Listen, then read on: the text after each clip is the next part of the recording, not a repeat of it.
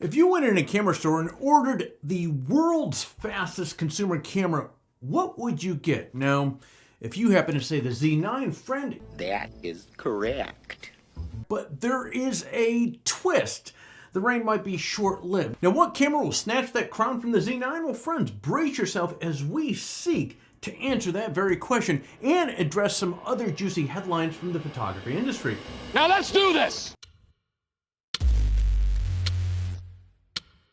Now, you may recall back in March, the photography industry got a huge shock when it was announced that DPReview was going to be shutting down its doors through Amazon. Within weeks, archiving efforts were underway to save thousands and thousands of articles and tutorials that DPReview had built up over the course of 25 years. Folks like me who got started in the industry and part of DPReview lamented how an iconic symbol of the industry could meet such a terrible fate.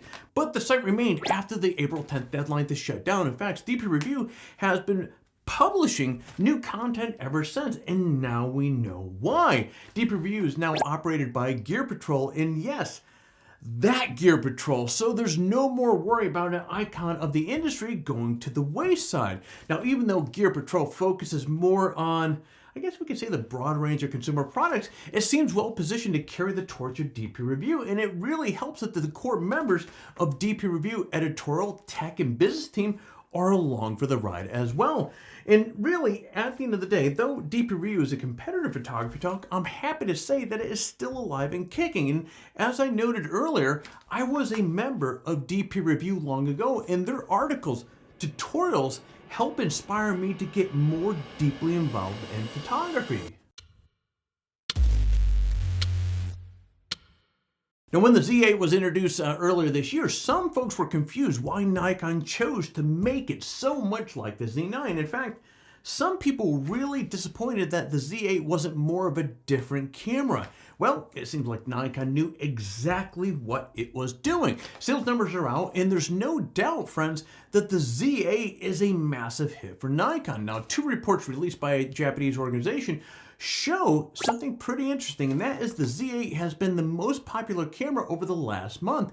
And for those of you that thought that the Z8 would cut into the Z9 sales, well, it looks like those fears are unfounded. I mean, the same report shows that the Z9 was the second most popular camera over the last month. Now, granted, we're not that far into the life cycle of the Z8, but these numbers do paint a rosy picture for the company that was, again, let's be real here, was drowning in financial difficulties just a few years ago. And for example, one Japanese organization noted that Nikon represented just 2.5% of its camera sales in 2020.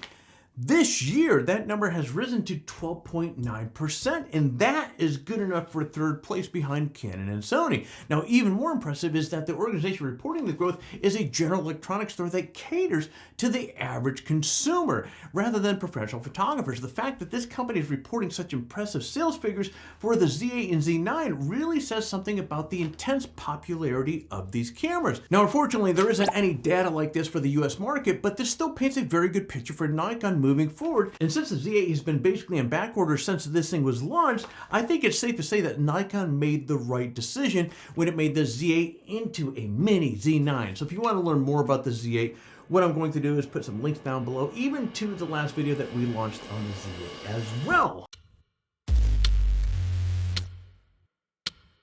Now, it's looking like the 2024 Olympic Games in Paris won't be just an athletic competition. Now, as I noted in last week's episode, rumors suggest that the Canon R1 is going to be launched just in time for the Olympics. But if Canon thinks it is the only one in the boat, well, they have another thing coming. You're gonna need a bigger boat.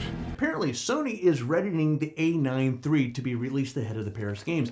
And if that is the case, it might steal some of the spotlight from the R1. So this could get pretty interesting. Now, according to Sony, the A93 will be the fastest camera in the world, even faster than the current champ, which of course is the Z9. Now, Sony hasn't released any specifics about the speed of the A9 or pretty much anything else for that matter, but consider this. The current A9 II, this thing can shoot 20 frames per second with the electronic shutter. It can shoot 10 frames per second with the mechanical shutter.